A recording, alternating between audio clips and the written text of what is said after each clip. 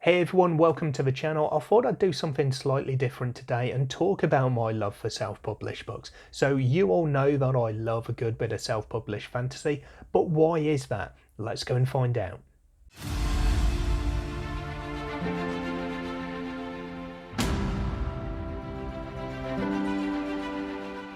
So I'm going to start off with a statement, and it might be a bit of a bold statement, but if you know me, it's probably not going to be a surprising one.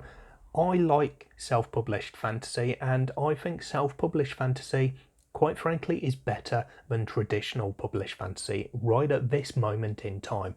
Now, there's a number of reasons for that, and there are problems that I'm not going to go into, but there are various problems in publishing at the moment, and some of those are pretty high profile. The reasons I won't go into them are one, because I don't feel like I need to, I don't think it really serves a purpose in this video, and two, because I'm not an expert on them. I've not delved into those problems and the reasons behind them or anything along those lines. So I'm not going to discuss things where I really don't know what I'm talking about. Now, I think in general there are a couple of reasons why people don't read self-publishing, and that's across any genre, I guess, rather than just specifically fantasy.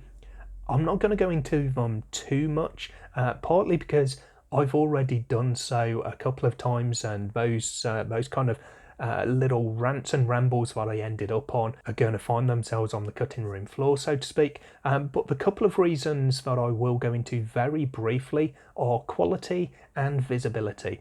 So first of all, quality I think is a real kind of misnomer. It's there's definitely a stigma that is still out there that says self-published books are not as good as traditionally published books, and a lot of people who think that if you are self-published, it's because you're not good enough to be traditionally published. We all know that there are so many reasons, especially with some of the problems in traditional publishing, but there are so many reasons why an author will choose to be self-published rather than having the choice taken away from them. So it's not because they're not good enough to be traditionally published, it's just they don't want to be traditionally published. They want control over what they're doing, and they don't want to deal with publishers. There are a lot of reasons for authors to choose that path rather than trying to get a deal with a publisher and potentially failing and turning to self-publishing as a second option. And it definitely does stem back to those early days of self-publishing when it first became available for people to publish their own books rather than going through a publisher. And I've got nothing to back this up, but I would suggest at the time there probably was a bit of a gap in quality between traditional publishing and the early days of self-publishing, and part of that might have been purely because people didn't know that the resources were available to them,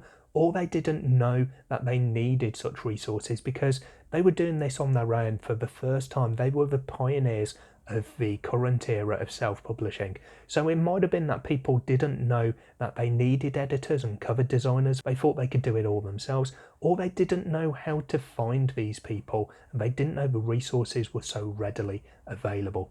Obviously these days there are loads of editors, there are loads of cover designers, proofreaders like myself, who are available to people and who put themselves out there and who make themselves known, and that has definitely helped. But I think the process as a whole, people are more aware of it. There are so many videos from experienced self-published authors showing people how to do this, and I think as the self-published industry has grown, that gap has definitely shrunk, and in my opinion, in many ways, it's now going the other way, and the quality is better in self-publishing than in traditional publishing. Obviously that is a big generalization, but you do get lots of people talking about typos, for instance, in self-published works. And I know as a reader, if I take off my proofreader's hat, I know as a reader that self-published books do have typos, but the same can be said for traditionally published books as well. Because I've said this before in a couple of videos when I've spoken about proofreading, you will always miss something. It doesn't matter how good you are, you will always miss something. So a book having a few typos in it isn't necessarily a sign of lower quality, it's just a sign of humans being humans. But there is definitely that propensity for people to point out these errors in self-published books, and you don't tend to see people doing that so much for traditionally published books. But on the whole, if you were to compare the two between traditionally published and self-published books these days, I would say the level of quality is going to be very similar between the two. The only kind of caveat I would say on that is you will still have people who will self-publish their work without going through the full process of editors and so forth, for whatever reason that may be. But those books don't generally tend to get as much visibility as other books, so they do tend to fly under the radar a bit more these days. The other thing as far as why people don't read self-published books, in my opinion, is the visibility factor. And I'll come on to this in one of my points later on in the video as well, just to kind of argue against it, I guess, a little bit.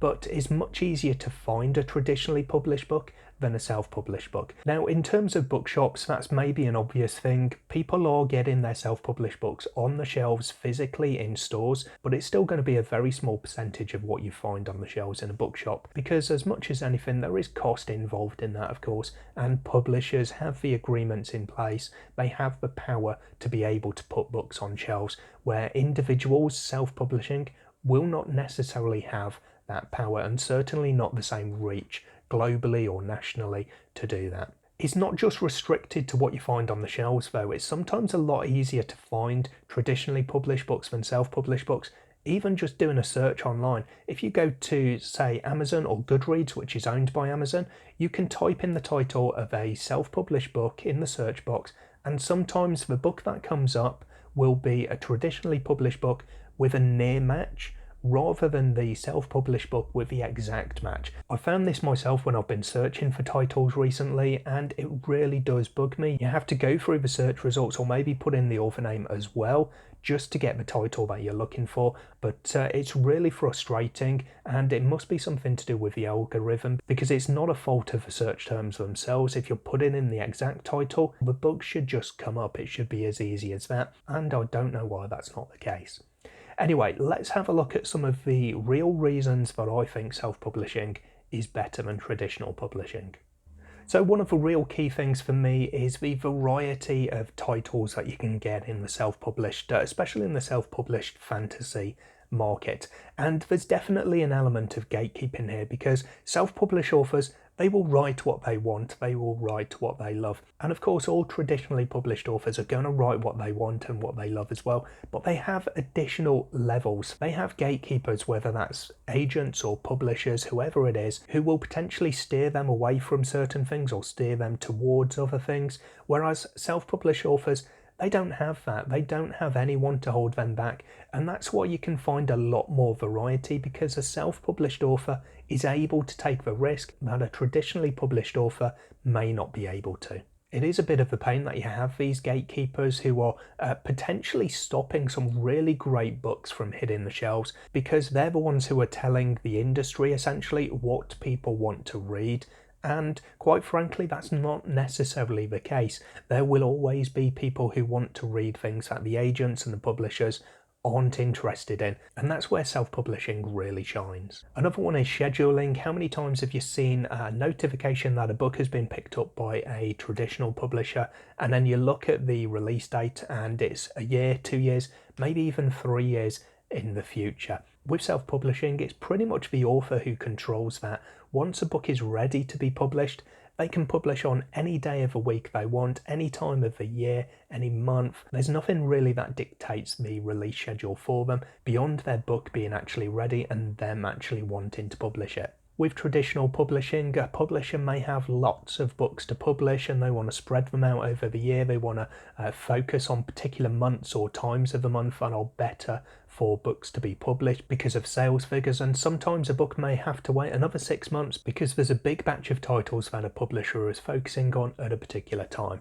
Now, there is obviously the argument around the actual physical logistics of it with regards to print on demand, for instance, against printing thousands and thousands of books and distributing them to warehouses and bookstores and so forth, but that for me is just another tick in the box for the self-published authors. The pricing is one that definitely can go both ways. I've seen people talking about the price of self-published books, physical books, and saying that they are too expensive, or at least they are more expensive than traditionally published books. And I won't go into the reasons that might be because, again, it's not my area of expertise and I'm not going to talk about something that I really don't know the details of. But yes, I will agree that it is sometimes more expensive to buy a physical book when it's self-published than it would be if it was traditionally published. But that's just something that we have to deal with in the industry pretty much.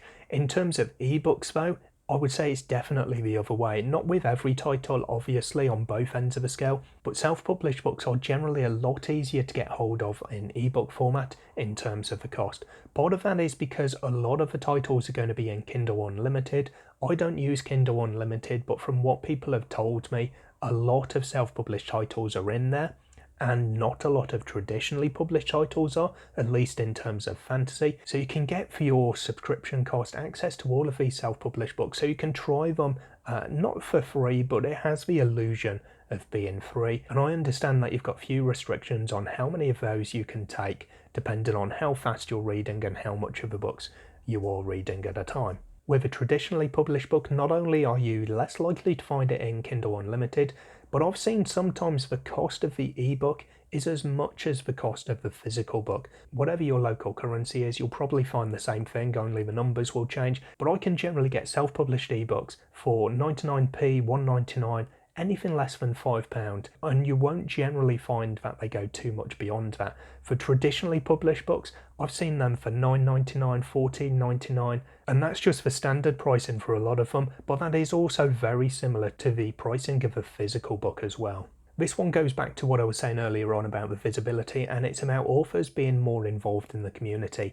Now, part of it is because of the necessity of it. The author has to be their own marketing department, essentially, if they're self-published, whereas they've got tools behind them if they are traditionally published. Now, like many of these points that I'm making, there are exceptions on both sides of it, but generally speaking, I tend to find that self-published authors are more involved in the community and interacting with their readers on social media, whereas traditionally published authors, you will get some who are great at that, and you'll get some, of course, who just don't interact at all. There may obviously be many reasons for that, but as a general rule, I do see that it's a lot easier to get to know a self-published author than it is a traditionally published author.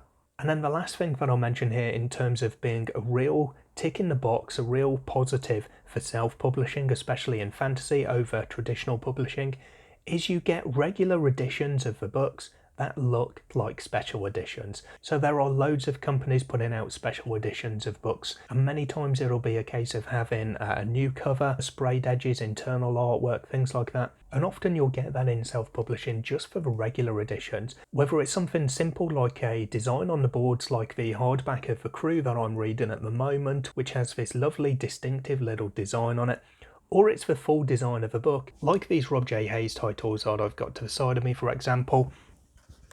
And I'll pick out Spirits of Vengeance as one of my favourite examples, where not only have you got great artwork, but that's not what sets it aside. You've got a design which looks like a special edition. Underneath there, that looks beautiful, but then you've also got differences inside as well, with negative pages for the chapters, and you've got interior artwork in here as well, if I can find one.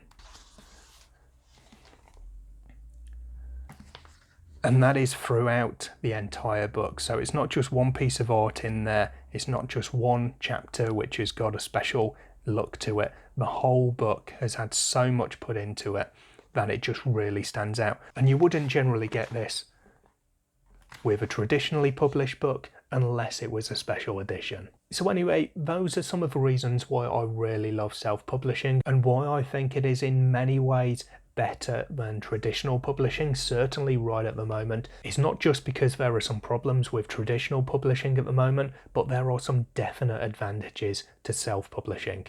Let me know in the comments down below what you think of self-publishing in general. Do you agree with me that self-publishing is on the up and up and traditional publishing is maybe taking a few steps back? What are some of your favourite self-published books? Or do you perhaps have examples of traditionally published books that are not special editions but could give these self-published books a run for their money? I'm going to leave you there for today. Thank you very much for joining me. I hope to see you in the next video sometime soon.